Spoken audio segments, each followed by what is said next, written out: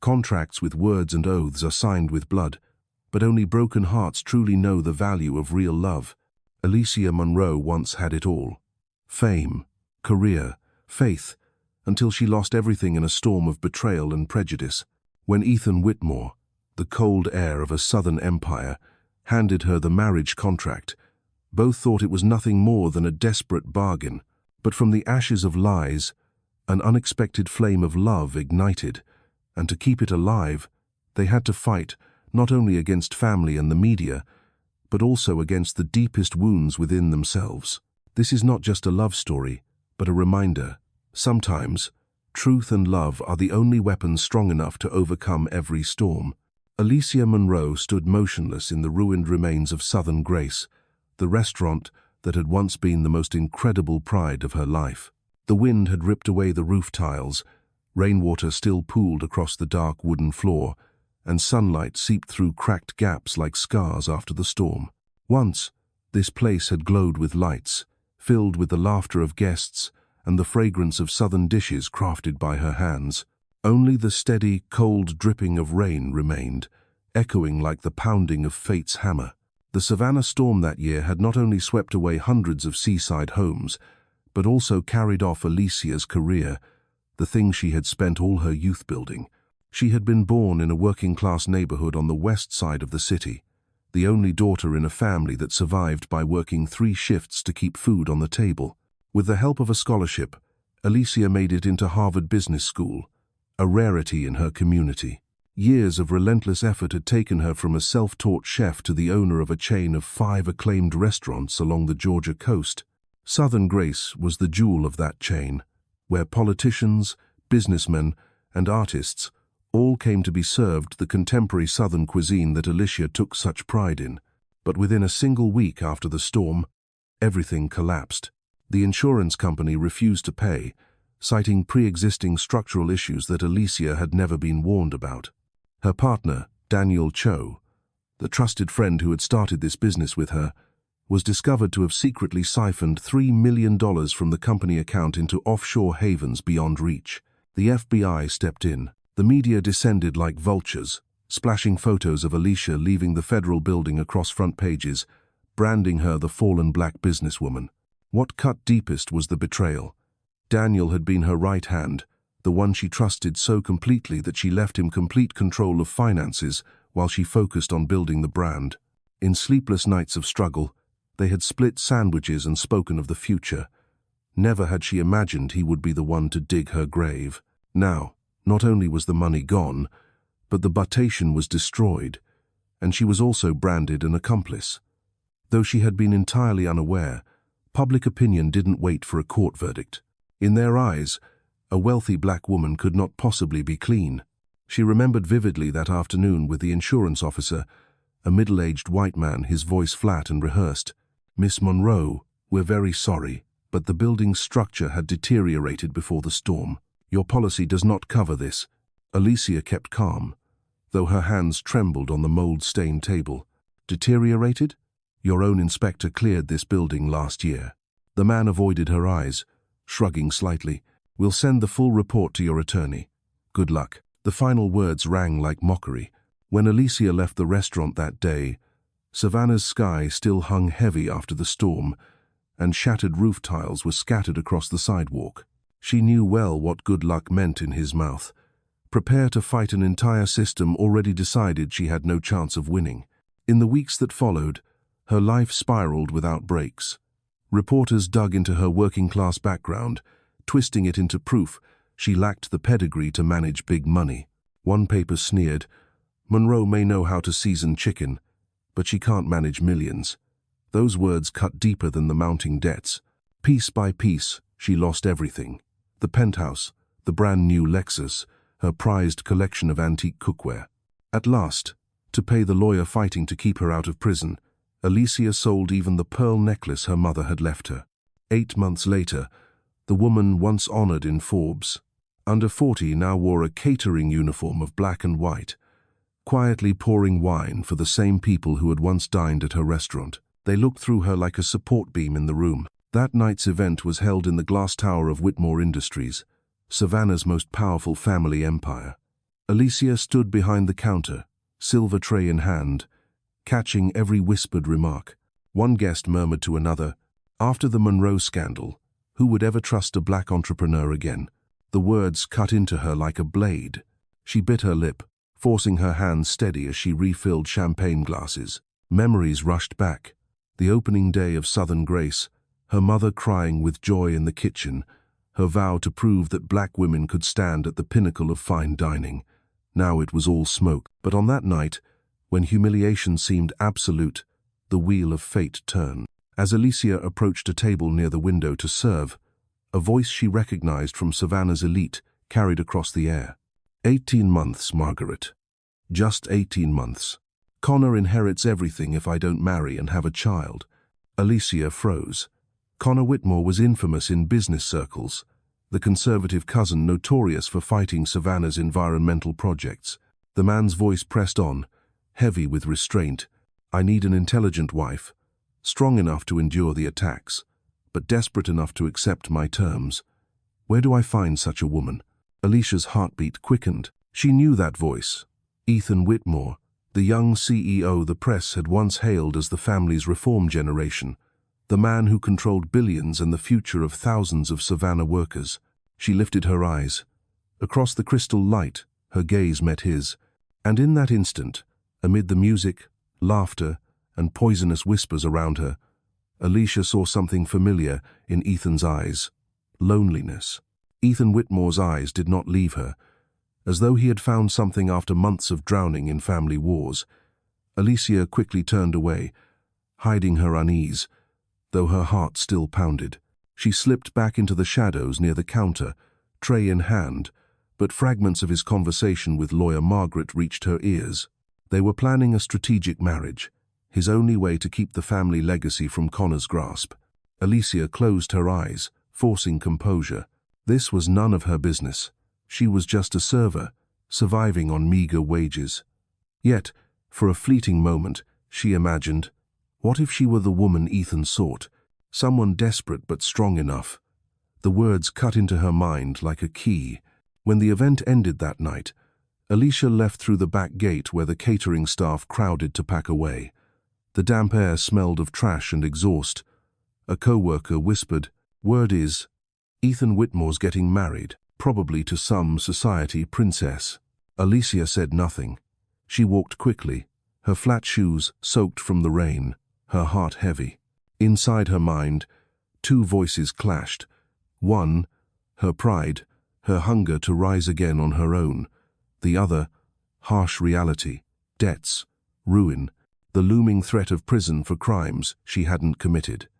If Ethan truly needed a contract marriage, wasn't that her only way out? Alicia buried herself in catering work the following days, yet Ethan's gaze haunted her. Each time she poured drinks, she caught whispers about the Whitmore family, Ethan's community rebuilding projects, Connor's fierce opposition, the endless legal battles. Savannah was small compared to New York or Los Angeles. News spread like wildfire. Everyone knew the Whitmores were the dynasty that had ruled this land for over a century. One evening, in her cramped rental room, staring at unpaid bills, Alicia's phone rang. Unknown number. She hesitated, then answered. "Miss Monroe?" A deep, steady male voice. "This is Ethan Whitmore." Alicia froze, thinking she had misheard. "Mr. Whitmore? We need to talk," he cut in. "I'll send a car tomorrow, at 7 a.m. My office is on the top floor of Whitmore Tower. Don't be late." The call ended. Alicia sat motionless, her heart thundering.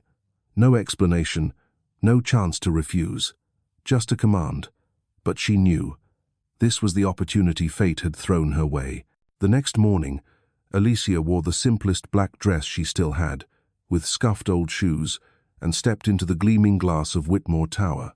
The receptionist eyed her suspiciously, but when Alicia's name appeared on the appointment list, she was sent to a private elevator. As the doors closed, Alicia's stomach tightened. When they opened, she entered another world. Ethan's office stretched wide, glass walls overlooking the glittering Savannah River. Everything was refined, a vast walnut desk, a gleaming Italian espresso machine. And there he stood, in a grey suit, cut to broad shoulders, cold as a carved statue. "Thank you for coming," he said, his voice low, even. "Coffee?" Alicia nodded, sitting opposite him. For a fleeting moment, she felt the sharp contrast. Him, head of a billion-dollar empire. Her, a woman who had just escaped catering shifts, yet his eyes carried no disdain. Instead, they measured, as if weighing each reaction. "You heard at the party," Ethan began, pouring coffee into porcelain cups. "I need a wife. As soon as possible. No pretense, no denial, no romance." Alicia clenched her hands on her lap. "And me? You're intelligent. You've run a restaurant empire," Ethan recited, as if from a report. "You've endured media storms. You can withstand public scrutiny. Most importantly, you're desperate enough not to say no. I need that resilience." Alicia's throat tightened. Part of her wanted to smash the cup and storm out. But another part screamed, "This is your chance." "And in return?" she asked softly. Ethan slid a thick folder across the desk. "Contract. 2 million the day you sign. Another 3 when you bear a legitimate child. All legal costs to clear your federal charges. And if we succeed, I'll fund you to rebuild your restaurant."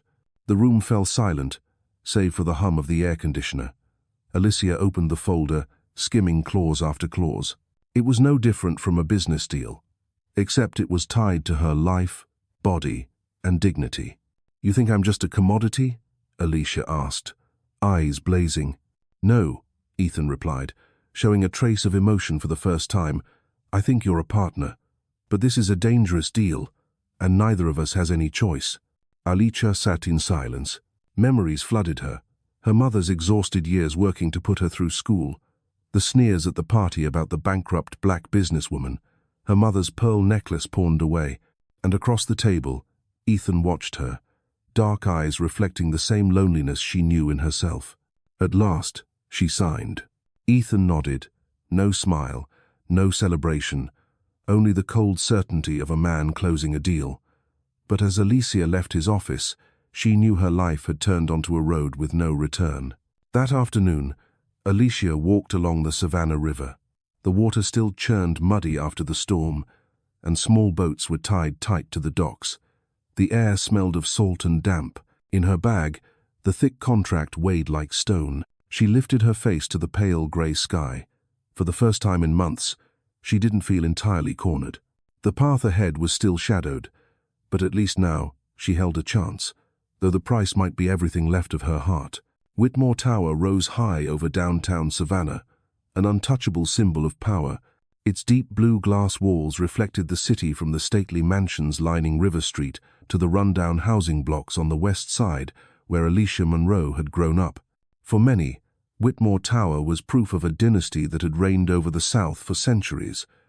For Alicia, it was a reminder of class divide and the stage for opportunity and danger. Alicia's mind had been in turmoil since that first meeting in Ethan's office. Signing the marriage contract meant binding her life to a man she barely knew, inside a family notorious for its coldness and prejudice. But it also meant escaping prison, regaining a chance to start over, and above all, Ethan's eyes at the gala, that look of someone shackled by family chains, still haunted her. Their first public appearance was at an opulent society event at the historic DeSoto Hotel. It was a charity gala raising funds for the local children's hospital. Ethan entered the grand hall in a flawless black tuxedo, his face striking under the crystal chandeliers. Beside him, Alicia wore a borrowed navy dress, her natural curls tied neatly back. Though she tried to stay calm, she felt the burning weight of hundreds of eyes fixed on her. Savannah was a small city where news traveled faster than the wind. Everyone knew Alicia had once been the restaurant queen before her ruin, accused of embezzlement, and now she was appearing as the companion of Ethan Whitmore, the young CEO, heir to a fortune. Whispers rippled through the room like an undercurrent. What is he thinking bringing her here? Is this some kind of joke? She's just a pawn, nothing more. Ethan remained composed, lightly resting his hand on Alicia's elbow as he guided her through the crowd. The brief smile he gave her was steady, like a shield against the stares. "Don't let them shake you," he murmured, voice low and warm. meant only for her. They live to judge. We live to prove them wrong. The words made Alicia's heart stutter. She knew it was part of the role they were playing, yet she felt a truth in his tone. At dinner, Alicia sat beside Ethan at the head table, facing rows of politicians and business leaders.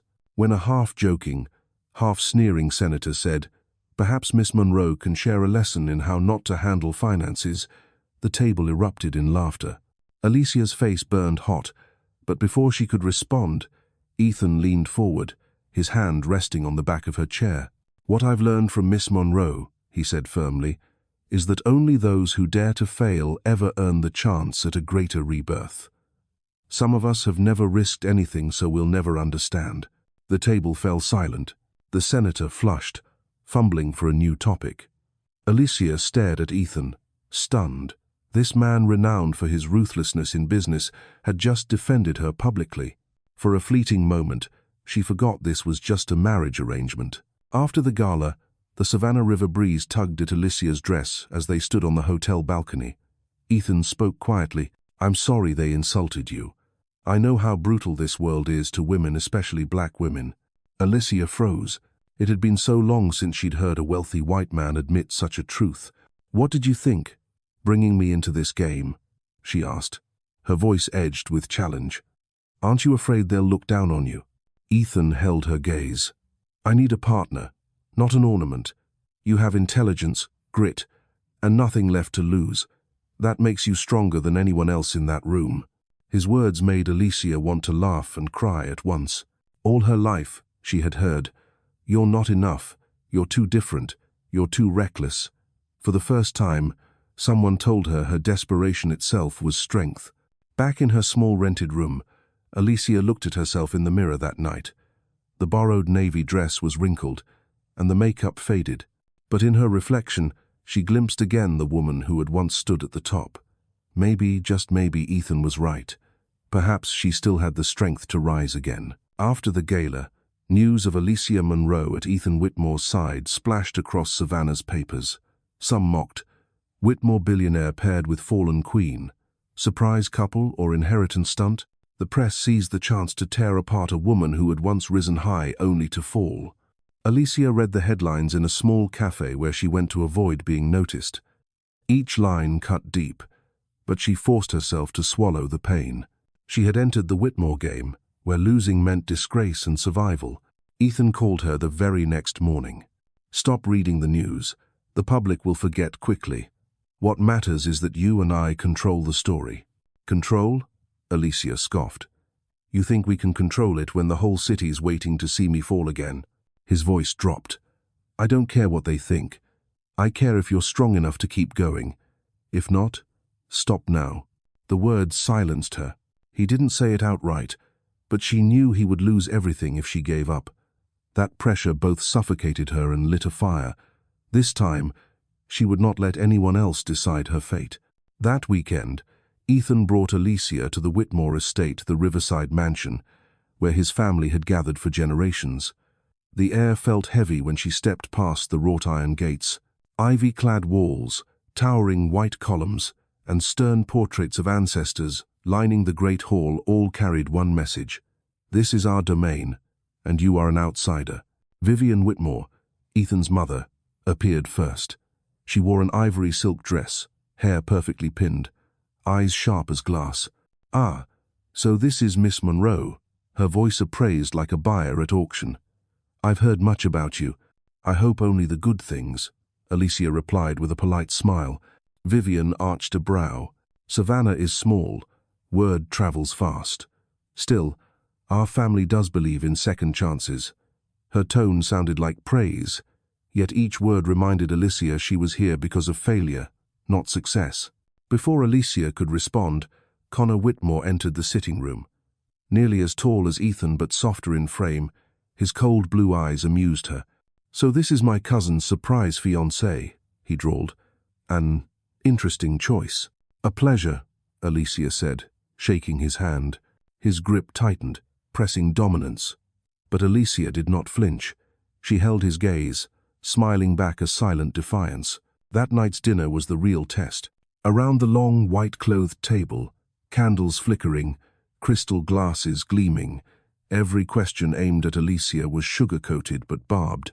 Do you plan to return to business after your troubles? Do you see yourself fit for the role of a Whitmore bride? Will the press ever stop repeating those allegations? Alicia answered each of them calmly, surprising even herself. When Connor smirked, "They say black women are strong, but sometimes strength just hides weakness." Alicia set her glass down and smiled. "They also say wealthy men often rely on their ancestors' fortune instead of building anything themselves. But I trust you're the exception, aren't you, Connor?" The room fell silent. Vivian frowned slightly. Ethan's lips pressed tight to hide a smile. Connor flushed but said nothing. In that moment, Alicia knew she had passed her first test. When dinner ended, Ethan led her to the garden behind the mansion. Moonlight touched the rose bushes, insects buzzing in the night air. After a long silence, he spoke. "You did better than I expected. You thought I'd tremble?" Alicia lifted her chin, eyes alight. "I faced a whole system bent on crushing me. A dinner table is nothing." Ethan looked at her, something unreadable flickering in his eyes. Admiration, perhaps, or kinship. "They'll test you again. Connor will never stop, but if we stand together, I believe we'll win." Alicia drew a deep breath. She felt genuine hope for the first time since signing the contract. This arrangement could be more than a deal. Maybe, amid cold calculations, something else was beginning to grow, something neither of them was ready to name. Back in her cramped apartment that night, Alicia sat by the window overlooking the quiet street. She thought of the future, a loveless marriage, a family war, a child demanded by contract. But she also thought of Ethan's eyes when he had said "we" instead of "I." In that word, she heard a vague promise that perhaps, this time, she would not have to fight alone. Part 3. The Marriage Contract. Morning in Savannah was drenched in mist, the sky still drowsy after a damp night. Alicia Monroe stepped out of a worn taxi, lifting her gaze at the towering Whitmore Tower. This was the second time she had entered the building in a week, yet the sense of awe was just as sharp. The only difference was this time, she was no longer a guest with an appointment, but a potential partner, if one could call it that. The receptionist recognized her instantly, eyes scanning with suspicion. "Mr. Whitmore is expecting you." The woman's voice was cold, but Alicia caught the undercurrent of curiosity, tinged with disdain. The elevator rose smoothly, Alicia's heartbeat rattling faster with each floor. She clutched a canvas bag of personal papers, certificates, old contracts, as if they could still prove her worth. But she knew that to Ethan Whitmore, such things meant little. He needed a wife, a name, and legality to lock down his inheritance. And she needed a lifeline. The doors slid open. Ethan stood by the window, posture straight, hands in his pockets. Morning light cut across his face, sharp as sculpture. On the massive desk lay a thick, leather-bound document, both elegant and intimidating. "Thank you for being punctual," he said, voice low and steady. "Sit." Alicia inhaled deeply and took the seat opposite him. For a moment, she felt like an applicant awaiting an interview, except the job was wife. Ethan opened the file, turning it toward her. "This is the draft marriage contract. My legal team prepared it. You can have your lawyer review it. But first, I want to discuss it with you directly." Alicia placed her hand on the paper. Each page turned with the rustle of fate. Financial terms: $2 million after the wedding, $3 million upon bearing a legitimate child. Legal support: Whitmore Industries will cover all legal costs to clear federal charges against Alicia. Confidentiality: strict prohibition on disclosing details of the agreement. Living arrangements: Alicia will reside in the Whitmore estate, appearing as a legal wife at public events. Duration: minimum of 18 months, until the inheritance clause is fulfilled. Her chest tightened. "This is the sale of a person." Ethan's eyes lifted, sharp. "No, this is the exchange of rights. You need freedom, I need marriage. We each have what the other wants." Alicia gave a bitter laugh. "You make it sound like buying property. But I am a human being, not real estate. Precisely because you are human, I chose you," Ethan replied, soft yet firm. If I wanted an empty figure, I would have married a socialite. They'd gladly come for money and status. But they don't have what I need, grit. His words stopped her short. She wanted to argue, yet deep down she knew he was right. It was ruin and desperation that had forged the grit Ethan now saw in her. "And if I refuse?" she asked, voice unsteady. Ethan crossed his arms, leaning back. "Then you'll still face the FBI, the media, the debt. I'll find someone else. But," he paused, his dark eyes shadowed, "I think it would be a waste to let someone like you vanish into oblivion." Silence pressed the room. Outside, a ship's horn moaned from Savannah's port, long and mournful. Alicia felt as if she stood at a cliff's edge. On one side, the abyss. On the other, a narrow, jagged path lit faintly at its end. She shut the file. "I need time." 48 hours, Ethan replied at once. "After that, your choice becomes our fate." Alicia Rose. As her hand touched the doorknob, his voice called after her. "Alicia." She turned. His eyes were less cold now, touched with something solemn. "Whatever you decide, remember, I don't see you as weak. I see you as an equal." The door closed, but the words echoed in her head all the way home. That evening, Alicia sat in her small rented room, yellow light falling on the old wooden table. The contract weighed heavily in her bag, a burden on her shoulders. She poured a glass of water, her trembling hand spilling it over the edge. Since leaving Ethan's office, her thoughts hadn't stilled once. Part of her screamed, "This is humiliation. A woman cannot sell herself, no matter how desperate." But another part, colder, reminded her, "If you don't, you lose everything: freedom, dignity, the chance to rebuild.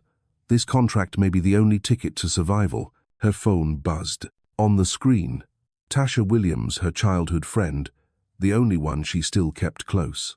"Ally, are you okay?" Tasha's voice rushed out. "The news won't leave you alone." "I know," Alicia whispered, "but there's a way out." "What do you mean?" Alicia hesitated. "The contract demanded absolute secrecy. Just an opportunity. A deal. But if I step in, there's no way back."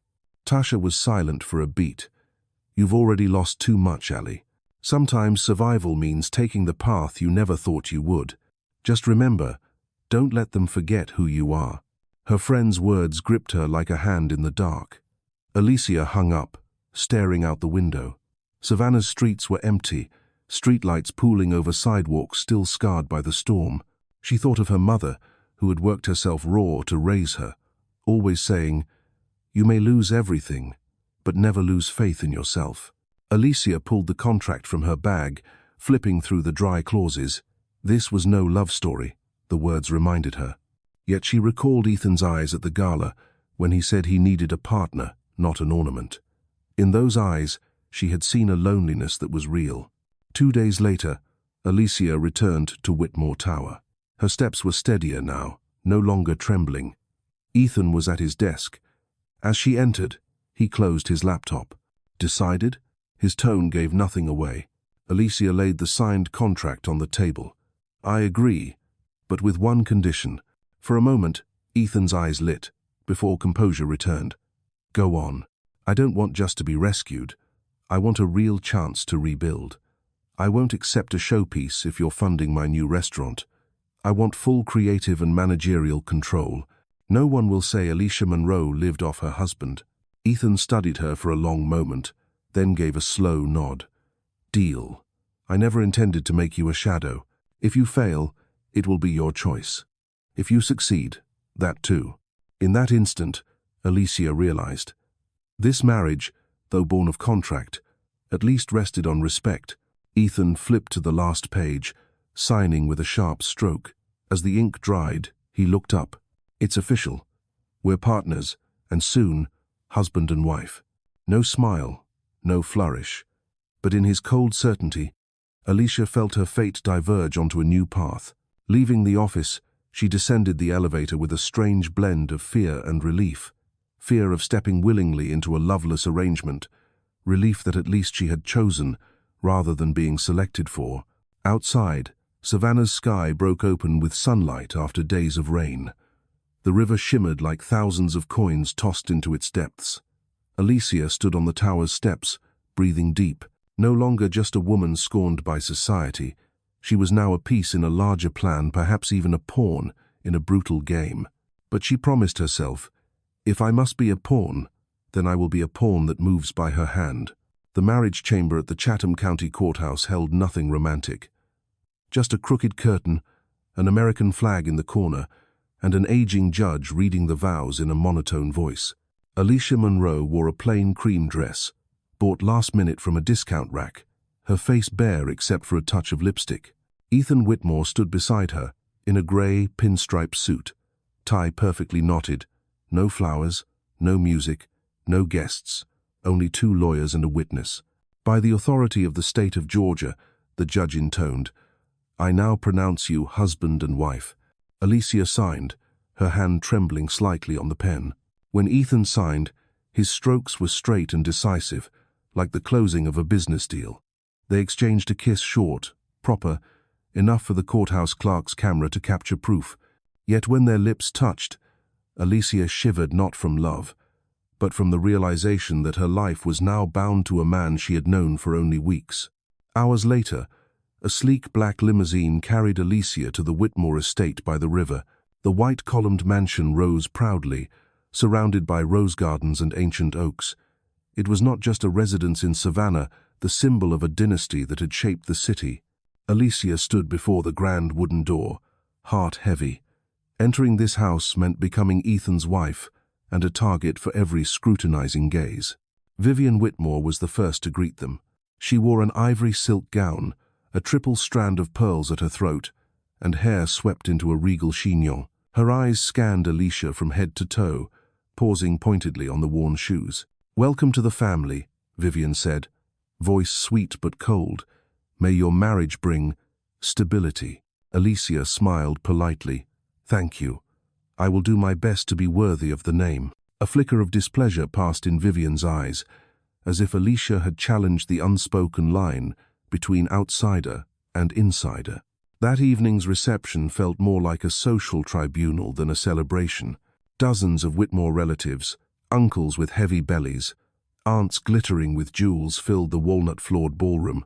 They all knew who Alicia was, the woman the press had torn apart, the one the FBI had not yet fully cleared, and now she sat beside Ethan, the Whitmore bride. Connor Whitmore arrived late but immediately stole the room's attention. Tall, his blonde hair cropped neatly, his smile cold. Spotting Alicia, he arched a brow, lips curling. So this is the new bride, Connor roared, silencing the room. An unexpected choice.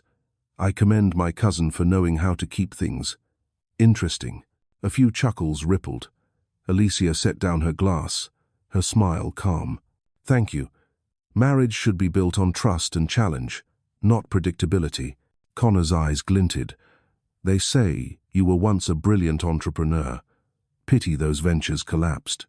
Perhaps Ethan wishes to learn from your failures. Frowns stirred around the table. Ethan's grip tightened on his glass, ready to speak, but Alicia lifted her hand to stop him. Failure, she said clearly, is a cruel but honest teacher.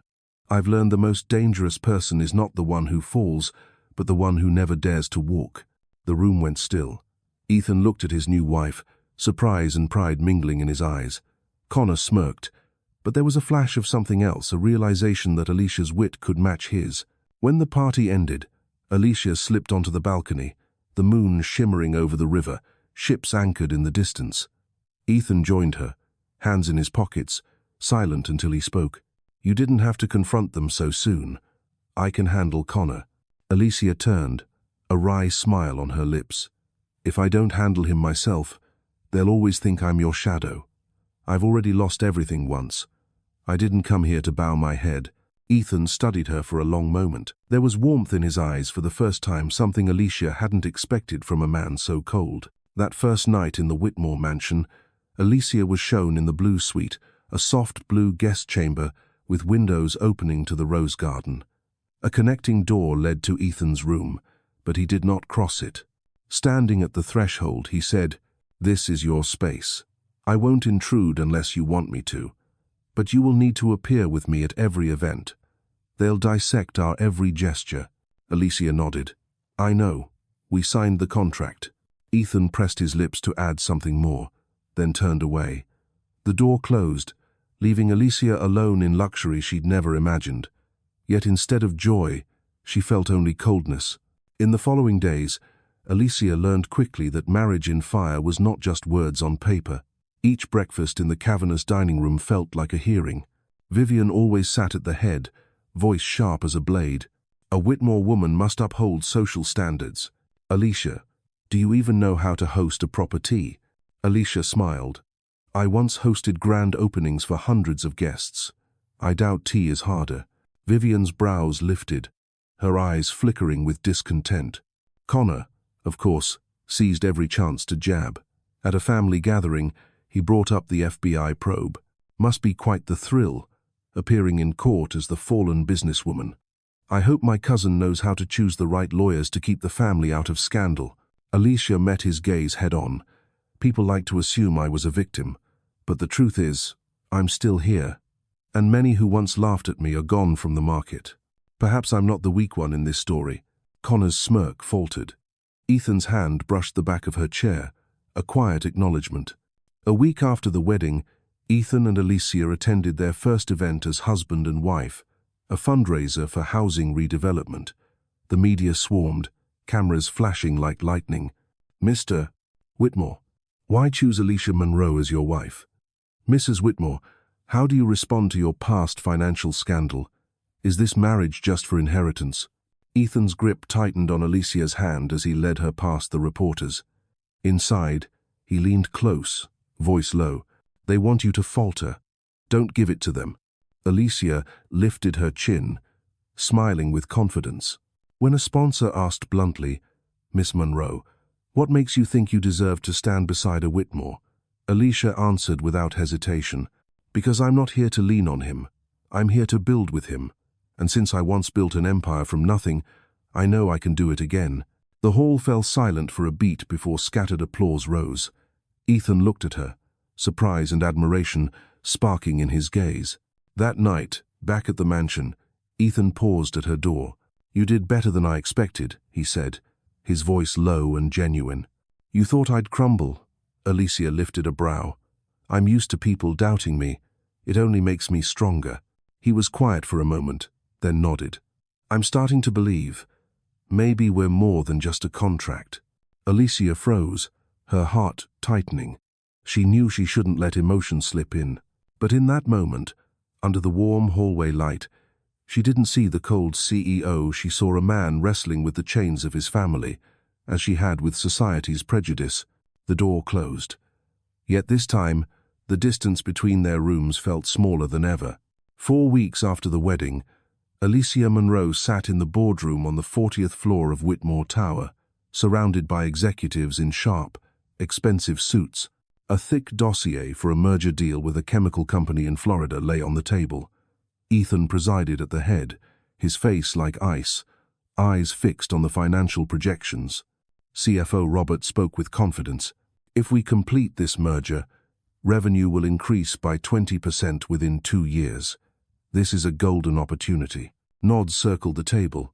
Alicia glanced down at the report, her brow furrowing. The numbers looked impressive, but details about waste treatment costs didn't align with what she knew from the food industry. After a pause, she raised her voice. "Excuse me, may I ask a question?" The room shifted. Several directors lifted their brows, some visibly annoyed. A woman once shamed by the press is now interrupting a Whitmore Industries board meeting. Alicia didn't flinch. In the environmental report, Florida still uses the 2018 wastewater standards. However, since 2020, the EPA has updated its regulations. If we buy them, Whitmore Industries will take full legal liability. The fines alone could erase the profits. Silence. Robert stammered, "I didn't verify that detail." Ethan leaned forward, eyes sharpening. He gestured to an aide.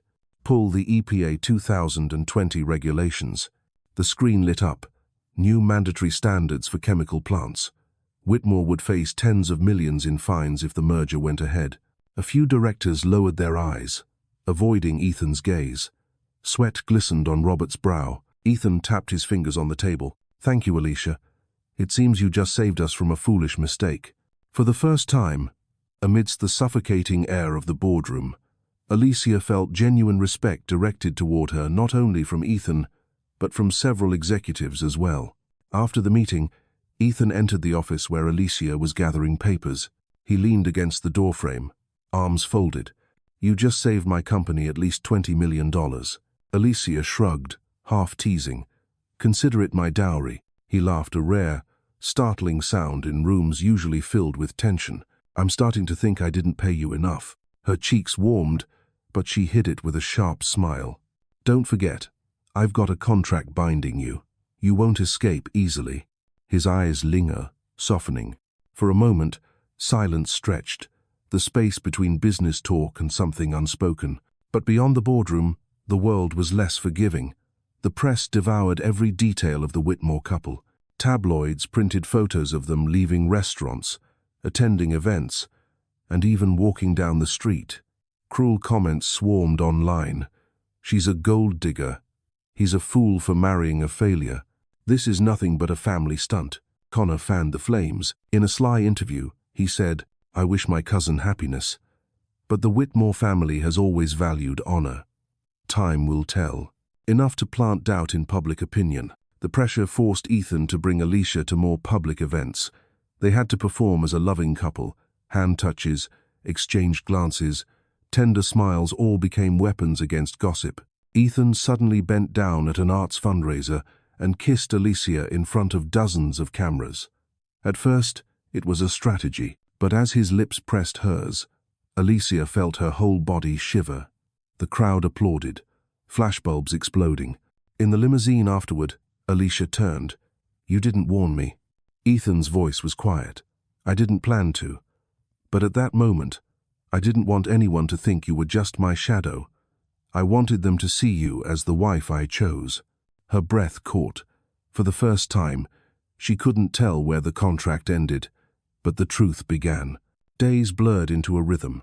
Mornings at the Whitmore mansion, nights at galas, long hours in the office reviewing business plans. Alicia realized that despite the contract's rigid terms, something strange was forming between them. Ethan, once described by the press as cold as steel, now asked her questions with unexpected gentleness. "What do you like to read? Which dish do you miss most from your old restaurant? Have you ever wanted to leave Savannah?" One evening, they sat together in the mansion's vast library, firelight flickering against the high ceiling. Alicia skimmed a redevelopment file, suddenly laughing. Ethan looked up. "What's funny?" "Mr. Whitmore," she teased. "You really think people will accept you building a shopping center in the middle of their local market? You'll have protests outside your door." He raised a brow. "What would you suggest?" "Keep the market. Renovate it as a highlight. Make the shopping center a hybrid, modern but rooted in community." Ethan paused, then nodded. "You're better than my entire planning team." Alicia chuckled. "I once convinced a whole city to approve my restaurant permits." "Don't underestimate that skill." His eyes softened. "I don't underestimate you at all." Silence hung, charged. Alicia felt her heart quicken.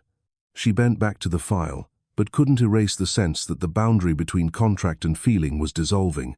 Meanwhile, Connor struck harder. He hired investigators, snapping photos of Alicia meeting her lawyer, leaking rumors she was plotting to run off after taking the money. Tabloids screamed. "Whitmore bride caught with mysterious man, marriage contract cracking." Ethan slammed the paper onto his desk. "I'll sue for defamation." "Don't," Alicia shook her head.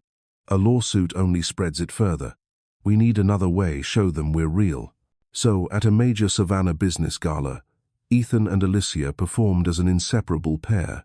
They danced, eyes locked, hands never parting. Cameras flashed endlessly. As they passed Connor, Ethan bent low, whispering just loud enough for his cousin to hear. "I don't need to pretend. You're wonderful enough to make me forget the contract." Alicia's heart stumbled. She knew he said it for Connor, but his tone held too much truth. That night, back at the mansion, Alicia stood on her balcony, the river breeze cool against her skin. Behind her, footsteps. Ethan's voice, "You all right?" She turned. He stood there, tie loosened, his face unguarded with rare fatigue. "I'm used to being judged," she said softly. "But this time is different, because they're not just talking about me, they're talking about us." Ethan stepped closer, something raw flickering in his eyes. "I don't care what they say. I only care that I want you here, with me." Her pulse raced. She stammered, "Ethan, we have a contract." He smiled faintly, his voice gentler. "A contract can't dictate feelings, and I won't keep pretending I don't feel anything." In that instant, Alicia's defenses crumbled. She knew she was stepping beyond the lines of their deal, but she also knew this was the first time she truly wanted to believe in a man in years. Ethan's hand touched her cheek, tentative but sure. Alicia didn't pull away. When his lips found hers, it was no longer a strategy. It was a surrender, two people falling into what they swore was impossible. That night, the contract became nothing more than paper. Between them, something else began, dangerous, fragile, but undeniable. Love. Savannah woke shrouded in fog. On the front page of the Savannah Herald, the headline screamed, "Whitmore bride linked to embezzlement. New leaked documents from federal investigation." Alicia Monroe dropped her coffee cup as she saw the story. The images, bank statements, financial emails looked frighteningly real. The article claimed she wasn't just a victim of her former partner, but had directly moved funds offshore. Her lips trembled. "No, this is fake."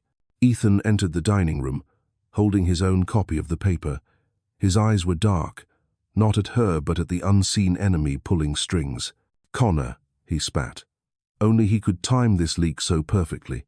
Alicia's chest heaved. "But those documents, they look real. If the public believes them, I." Ethan stepped closer, his hands steady on her shoulders. "Look at me, Alicia. You told me the truth, and I believe you. They can forge papers, but they can't erase the life you've lived. We'll prove it." Still, Alicia couldn't shake the dread. She had been destroyed once before by a media storm just like this. What if history repeated worse, now with the Whitmore name tied to hers? That same day, Ethan called an emergency meeting. Lawyers, PR chiefs, and senior advisors sat around the long table. On the screen, the article blazed in giant letters. "We need the leak source." Ethan's voice was cold steel. These documents could only come from inside. Tension crackled. Suspicion flickered between faces. Alicia sat silent, her hands clenched under the table. Robert, the CFO, coughed. Maybe the servers were hacked. A competitor could have hired. "No," Ethan cut in sharply. "These are exact copies of files only a handful of us had access to. Someone here betrayed us." Eyes darted, wary. Alicia felt a chill crawl down her spine. Among these polished faces, who had sold them out? That evening, walking the mansion gardens for air, Alicia turned a corner and froze. Ethan's longtime aide, David Grant, whispered to a stranger by the fence. Words drifted across. Documents. Transfers. "Connor." David spun around, startled. "Mrs. Whitmore," he stammered. "Just a personal matter." Alicia's pulse hammered. A personal matter involving Connor. His face drained, then hardened.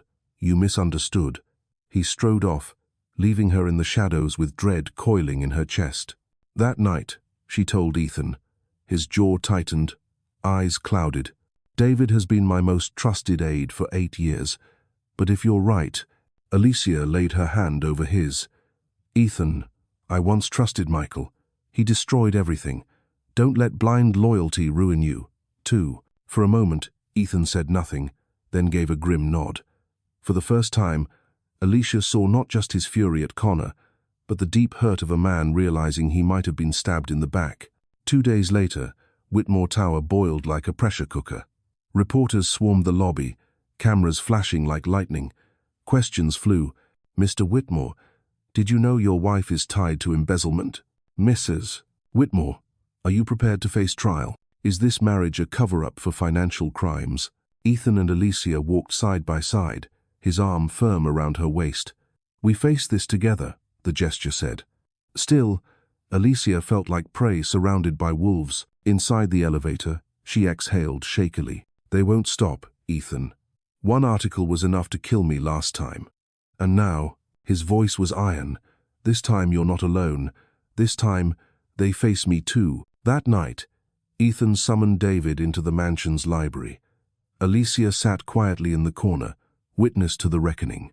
David, Ethan began, his tone sharp as a blade. You've worked for me for 8 years, but I have reason to believe you leaked to Connor. David stiffened, then gave a bitter laugh. How sad, Ethan. You think I, who gave you my youth, would sell you out over a tabloid story? Stop dodging, Ethan snapped. I want the truth. David's face twisted, venomous. The truth is, you've changed since marrying her. He pointed at Alicia. You're risking the entire company to defend a scandal-tainted woman. I couldn't let you drag us down. Alicia froze. Ethan's eyes narrowed. So you admit it? David gritted his teeth. I did what was necessary. Connor promised I'd keep my place when you fell. I chose the winning side. The room thickened with betrayal. Alicia saw Ethan's hand tremble the first crack in his steel. Get out, Ethan said, voice tight with pain but firm. From this moment, you're no longer Whitmore. David stormed out, the door slamming. Alicia moved to Ethan, her hand on his shoulder. You did the right thing, but I know it hurts. Ethan's jaw clenched. I trusted him like a brother, and he chose Connor. You were right. Alicia, our enemies aren't only outside. But unmasking David didn't stop the storm. Within days, insider leaks spread more poison. Emails spliced, blurred photos, all feeding rumors that Ethan and Alicia's marriage was nothing but a contract. Online, mockery exploded. Staged marriage. She just wed him to dodge prison. Whitmore scraping the bottom of the barrel. Alicia curled up in her room, clutching her head. Ethan, I don't know if I can survive this again. They want to make me a national joke. He sat beside her, eyes steady but gentle. Listen to me, Alicia. This is exactly what Connor wants to break you. If you give up, I lose too. And if I lose thousands, I will lose depending on my projects. We can't fall. Tears welled in her eyes. Do you believe I'm still strong enough to fight all this? He cupped her cheek. I don't just believe. I know. I've seen you rise from ashes once. You can do it again. And this time, you have me. Days later, Alicia stepped onto the stage at a business summit. In a plain black dress under blinding lights, hundreds of eyes pinned her. Some call me a gold digger, she began, voice steady but resonant. Some say I married to escape justice. But the truth is I've lost everything once before: my name, my career, my wealth. I know what it is to fall to the bottom. And I know one thing. No one can take my strength to rise again, unless I let them. The hall went silent. Ethan's gaze shone with pride. When I chose to stand beside Ethan Whitmore, Alicia continued, it wasn't for a contract. It was because I saw a man using power to change communities, not just fill vaults. And if anyone calls that weakness, I will proudly carry that weakness for the rest of my life. Applause erupted, cameras flashing in frenzy. Ethan clasped her hand, whispering in her ear, you just turned their attack into your declaration. Connor will regret waking the fire in you. Alicia smiled faintly. She knew the war was far from over, and enemies wouldn't stop. But now, she no longer trembled. Beside her, Ethan wasn't just a contract husband, he was her ally, the one who believed when the world condemned. Rain poured down in Savannah the morning Alicia stared at the pregnancy test. 2 pink lines. She sank onto the bathroom floor, back against the wall, heart pounding. In the contract, the pivotal clause was pregnancy to secure the marriage. But for Alicia, this moment was no longer about obligation. It was a tidal wave of tangled emotions. A child, their child. Her hand pressed against her flat stomach, imagining the tiny spark of life beginning to grow. A sweetness swelled inside her, quickly shadowed by fear. Could she protect it in a world waiting for her to fail? When Alicia stepped out, Ethan was buried in paperwork in the library. He looked up at her pale face. Alicia, what's wrong? She bit her lip and set the stick on the desk. "Ethan, I'm pregnant." For a heartbeat, he froze. Then the unexpected. His cold, guarded eyes lit up, his lips trembling. "Are you sure?" "Completely sure." Ethan sprang to his feet, rounding the desk, pulling her into his arms. For the first time, she saw him lose control. He laughed, holding her tight, whispering over and over, "Thank you. Thank you for giving me a family." Alicia pressed her face to his chest, feeling his racing heart.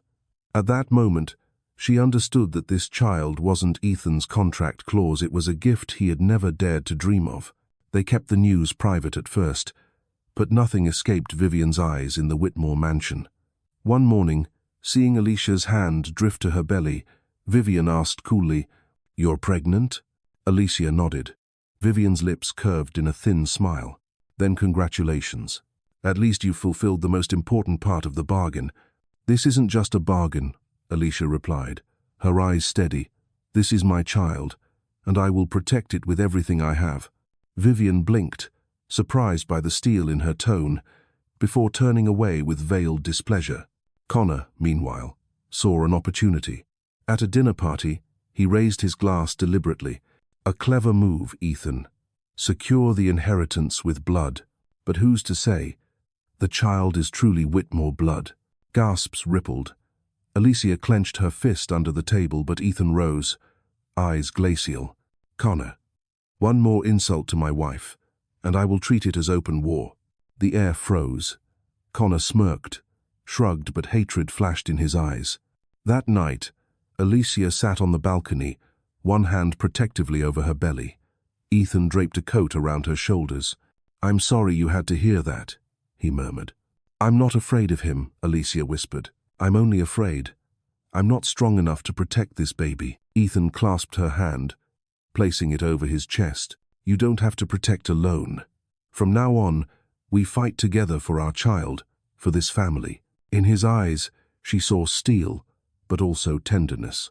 She realized they had crossed the fragile line from contract to love, from partners to family. Inevitably, the news leaked. Headlines screamed, "Whitmore heir on the way, can a baby save a staged marriage?" Alicia Monroe, from ruin to mother of the Whitmore line. The coverage cut both ways, elevating her and targeting her. Out once with her childhood friend Maya, paparazzi swarmed. A stranger shouted, "Pregnancy doesn't erase your past." Maya shoved Alicia into the car, slamming the door. "Ally, they won't stop. But you must be strong, not just for you, but for that baby." The pressure wore her down. Dr. Caldwell, the private physician, frowned. "Your blood pressure is high. Risk of preeclampsia. You need rest, less stress."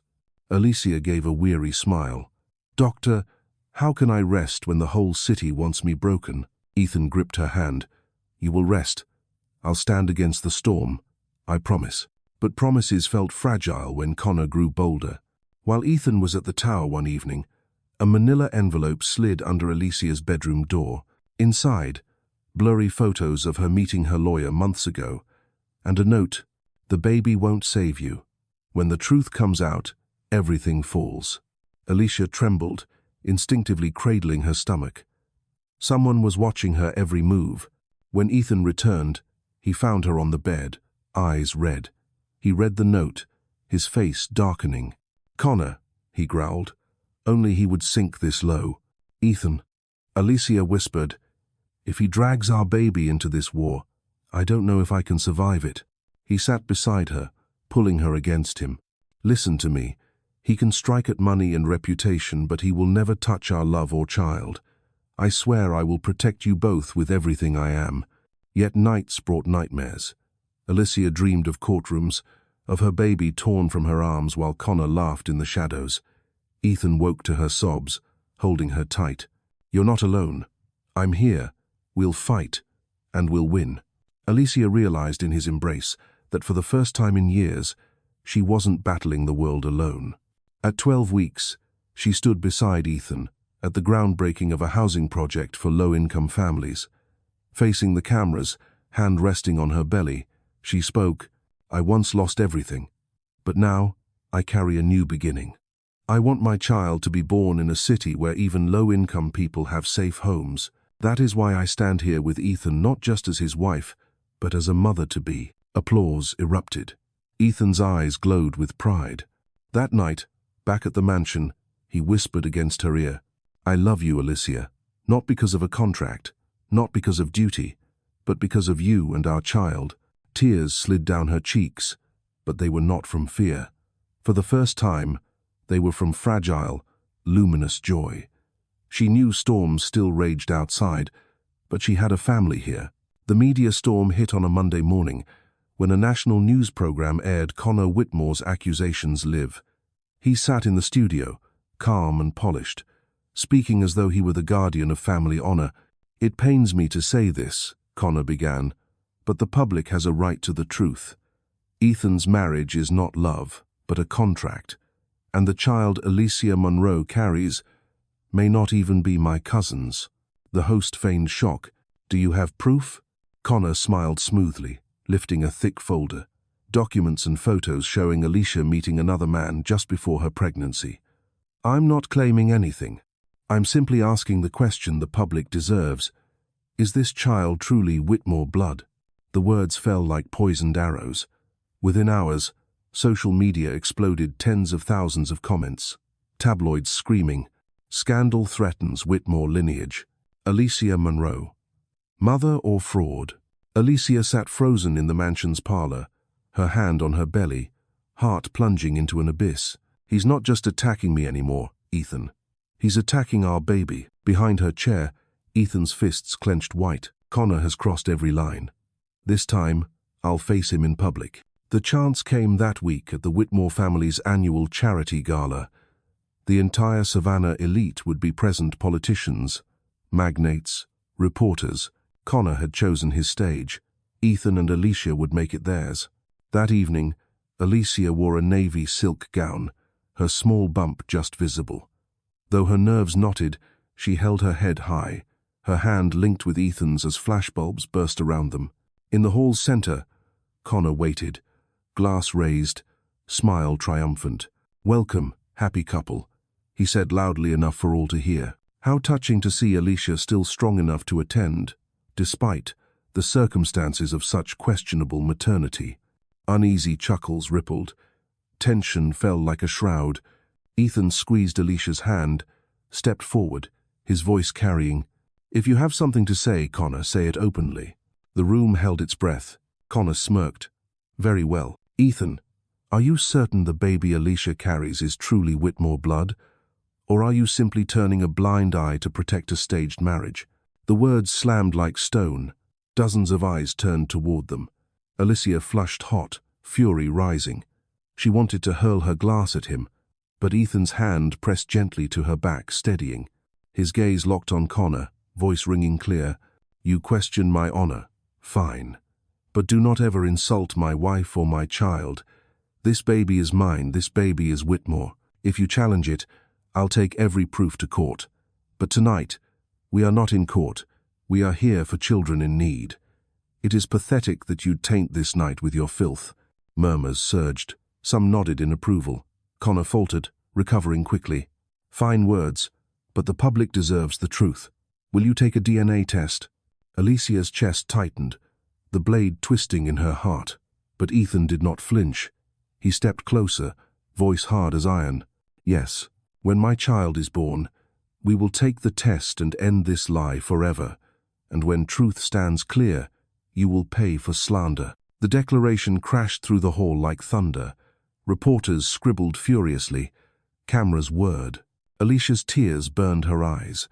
At that moment, she knew Ethan wasn't only defending his name, he was shielding her and their baby with all the pride of a Whitmore. The gala simmered with tension. Some guests applauded Ethan's poise. Others whispered doubt. Connor's smile returned, thin and sharp. "Brave words, Ethan. But will the public wait months for proof? Or will Whitmore Industries bleed investors dry in the meantime?" That was the blade's true edge. Alicia saw some relatives pale.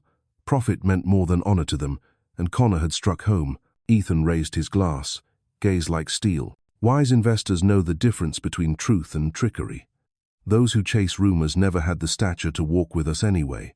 From the back, applause broke out the business leaders who had supported Ethan's community projects. Their approval was a counterstrike. Connor's jaw tightened. Later, Alicia stepped onto the balcony for air, hand over her belly. The night wind cooled her skin until she opened her eyes and saw Connor's shadow stretching in the moonlight. "You play well," he murmured, voice low, standing by Ethan, taking both his heart and his honor. "But you know this game can't last." "This isn't a game," Alicia said coldly. "This is my family." He laughed, dry and cruel. "Family? Do you truly believe Ethan will keep you when it all collapses? When investors flee, when the family turns, he'll choose you or power. And trust me, every Whitmore chooses power." Her chest ached, but she didn't flinch. "You're wrong about one thing. Ethan isn't you." Connor stepped closer, eyes dark. "I'll prove he island. And when that day comes, your child will have nowhere to belong." His words sliced like knives. Alicia trembled but stood her ground. "If you touch my child, Connor, I'll turn all Savannah into a battlefield. And believe me, I know how to fight." For a moment, he looked almost startled by her fire. Then he sneered, retreating. "We'll see who wins." That night, Alicia told Ethan everything. His eyes burned red with fury. "He threatened you? And our baby?" She nodded, voice shaking. "I'm not afraid for me. Only for the child." Ethan pulled her into his arms, his voice raw but unyielding. "Listen, Alicia. Even if the family divides and investors turn away, I will never choose power over you and our baby. You are my only choice." Pressing her face to his chest, she fully believed him for the first time. But outside, the storm swelled. The next day, shareholders demanded an emergency meeting, citing concerns about the Whitmore family's reputation. Connor had achieved his aim, turning rumor into real financial pressure. In the library, Alicia watched Ethan strategize with lawyers and advisors. She knew she was the storm's center, and her presence was Connor's excuse to strike. A whisper crept inside her. If you left, maybe his burden would ease. But when her hand touched her belly, she knew that path no longer existed. This was her family. She would not repeat the mistake of her past surrendering when cornered. For the first time, she whispered to her unborn child, "My love, I promise, no matter what they do, I will never run again. We will stand with your father." Strength surged through her, and she knew the public showdown was only the beginning. The real war was still ahead, and this time, she was ready. Savannah buzzed with rumors, thick as summer heat. In every cafe, on every street corner, people whispered about Alicia, the pregnant wife of Ethan Whitmore, who might have deceived an entire dynasty. This scandal was a godsend for those who had never forgiven a black woman for rising too fast. Inside the mansion, Alicia sat at the long dining table, surrounded by stacks of newspapers. The headlines screamed, "Sham marriage, the Whitmore legacy stained. Connor Whitmore, I only seek truth for the family." Each word cut like a blade. Instead of crying, Alicia picked up a pen and began circling contradictions in the evidence Connor had leaked. "Look," she pointed out to Ethan. "This bank statement has a transaction dated June 31st. June doesn't have 31 days. Ethan leaned in, frowning. "I didn't notice that." And here, Alicia flipped another page. The email address ends in .savcorp. That company only uses .savcorp. These are forgeries, sloppy ones, but enough to seed doubt. Ethan's eyes lit with pride. "You've worked in business. You know how to spot flaws. You've just given us the weapon to fight back." The next day, they met with Margaret Lee, a towering black attorney with silver hair in a tight bun and a sharp gaze. She was the first to ever sue Savannah's city government for discrimination in business licensing. "I read the headlines and knew dirty hands were behind it," Margaret said firmly. "If you want to turn this game around, the truth must be exposed, not just in boardrooms, but before the public." Alicia nodded. "I'm ready. I let them destroy me with lies once. I won't let it happen again." Margaret's lips curved in the faintest smile. "Good, because we're going to take Connor to court." Weeks later, the hearing began. Reporters swarmed outside the federal courthouse. Alicia stepped from the car, her pregnancy visible now, flanked by Ethan and Margaret. Cameras flashed wildly. Voices shouted, "Mrs. Monroe, is the baby really Ethan's? Mr. Whitmore, do you believe your wife?" Ethan gripped Alicia's hand and answered only once, "I believe my wife completely." Inside, Connor sat at the plaintiff's table, smug and composed, flanked by lawyers in expensive suits. He smirked as Alicia entered, as if victory was already his. Margaret opened strong. "A woman's honor is not a game. We will show that every shred of Connor Whitmore's so-called evidence is fabricated, created to steal inheritance through fraud." Connor chuckled. "Let's allow the truth to speak." What followed was a barrage. His lawyers paraded photos of Alicia with a strange man, statements of shady wire transfers. Whispers rippled through the gallery. Then Margaret rose, holding enlarged displays of Alicia's discoveries. Impossible dates, wrong email domains, forged signatures. Anyone who has worked in business knows, her voice rang out. A single wrong detail can sink an entire deal. Here, we don't see one error, we see many. This is not the truth. This is the product of desperation. Connor's jaw tightened. His attorneys scrambled, but the murmurs shifted. Doubt turned toward him. Alicia's heart raced at last. The balance tilted their way. During recess, Ethan whispered, "You just saved us again." Alicia squeezed his hand. "No, Ethan.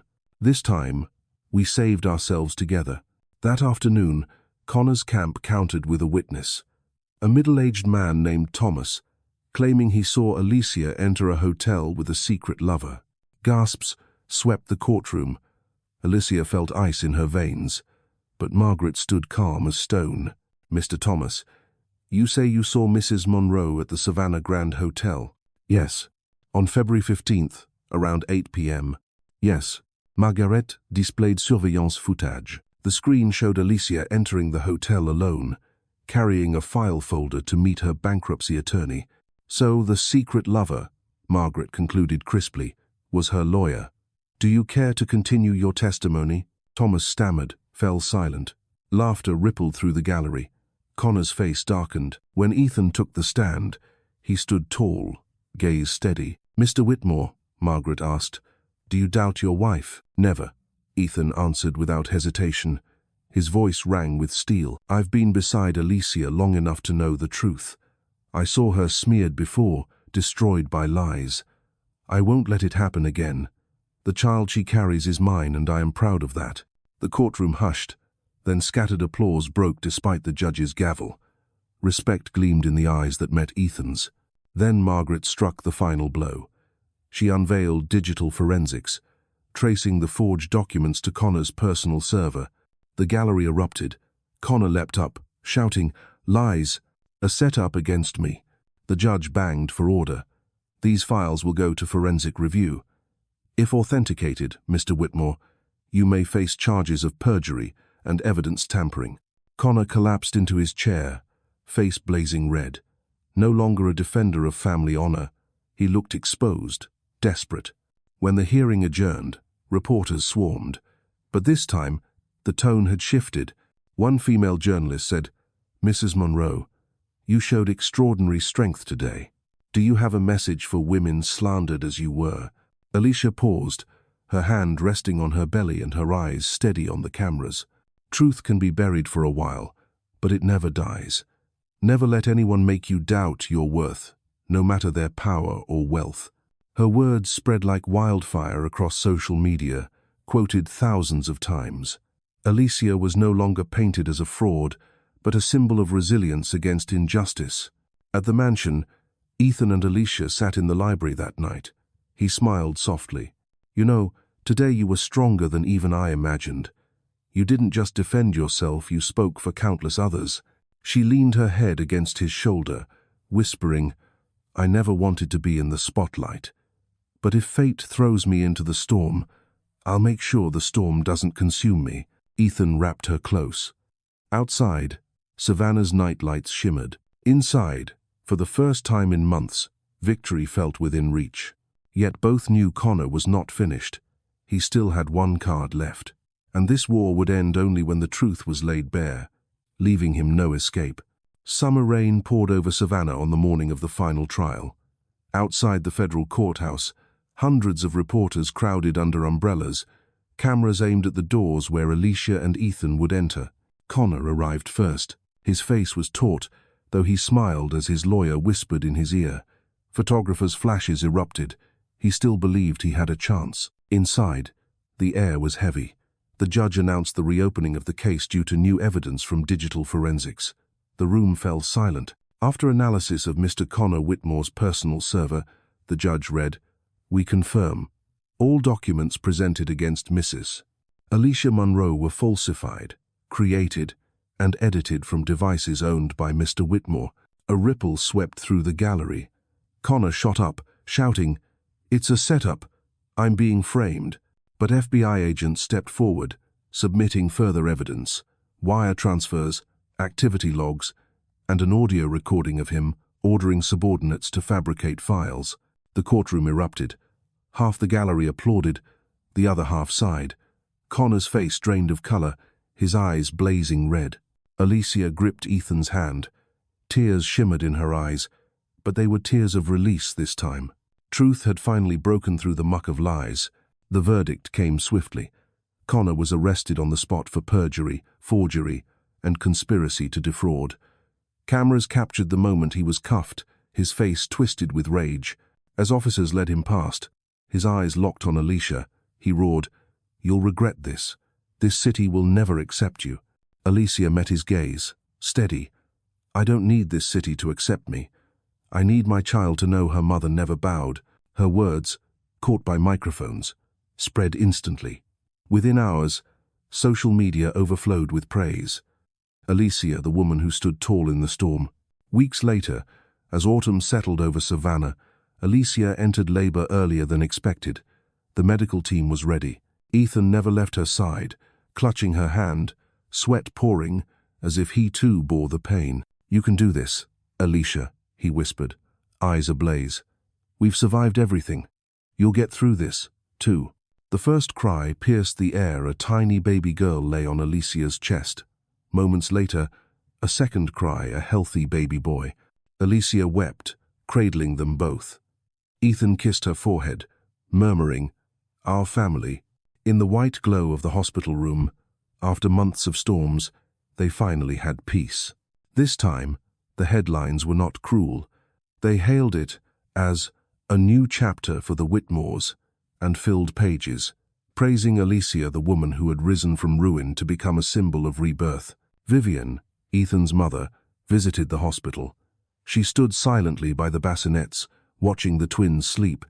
Then she turned to Alicia, her voice low. "I once thought you unworthy, but seeing Ethan and these children, I was wrong. Thank you for not giving up." For the first time, Vivian publicly acknowledged her. Alicia only nodded. A new chapter had begun. The Whitmore mansion transformed. Halls once echoing with conflict now rang with newborn cries, Ethan's clumsy laughter as he changed diapers, and the sleepless warmth of family life. Alicia rocked their daughter in a chair, Elena, named for strength in storms. Ethan held their son, William, in memory of the grandfather whose will had bound them, yet also set their journey in motion. One morning, sunlight streaming through the windows, Ethan placed William in his crib and turned to Alicia. From his pocket, he drew a small velvet box. Inside lay a diamond ring, brilliant but simple. "The first time we married, it was a contract," he said, voice tender. "This time, I want to marry you again, not for inheritance, not for the family, for love." Alicia's tears fell. "Ethan, I never dreamed I'd have this, but if I say yes, I'll have everything." He knelt, amidst diapers and baby giggles. "Alicia Monroe, will you be my wife forever?" She laughed through tears. Yes, they kissed, as Elena stirred and William wailed witnesses to their vow. The second wedding was modest but profound, held not in a gilded hall, but at the community redevelopment site they had built together. Residents, workers, friends, and those touched by their projects filled the crowd. When Alicia walked down the flower-strewn path in a flowing white dress, the applause thundered. No more whispers, No more cruel stares, only faith and admiration. Margaret, their lawyer, officiated. Today, we witness more than a marriage. We witness love's victory over hatred, truth's triumph over lies, and justice's rise over privilege. Ethan clasped Alicia's hands, eyes locked on hers. I vow never to let you fight alone again. We are one, forever.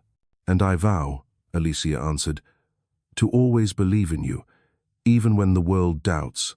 They exchanged rings, kissed, and cheers shook the savannah sky. Months later, Alicia opened her new restaurant, New Roots. Not just fine dining, but a community kitchen training the unemployed and marginalized. At the ribbon cutting, she declared, I once lost everything to lies, but I learned that real roots don't lie in wealth or status. They lie in truth, resilience, and the people we love. These are my new roots. May this place be a beginning for others, too. This time, the press called her not a scandal, but the woman of rebirth. Connor, meanwhile, faced years in prison. Photos of him in uniform, head bowed, spread widely, a symbol of privilege brought down by its own corruption. Vivian now often visits her grandchildren. Once, holding Elena, she whispered to Alicia, I was blind with prejudice. You showed me family's true strength is not bloodline, but love. Alicia smiled. The wound between them was healing. One quiet night, Alicia and Ethan sat on the porch, their twins asleep inside. The air carried jasmine and the hum of summer insects. Do you remember our first day? Ethan asked. When I handed you that contract and thought we were only a deal. I remember, Alicia chuckled. I thought you arrogant, cold. Who knew you'd become the one changing diapers most? He laughed, wrapping an arm around her. If I've learned one thing, love never grows from paper contracts but from choosing each other, again and again. Alicia rested her head on his chest, whispering, Then let's keep choosing each other, every day, no matter how the world changes. He kissed her hair, forever. Above Savannah's night sky, stars shimmered. The storms had passed, but their love burned brighter, a light for generations to come rooted in truth, justice, and unyielding hearts.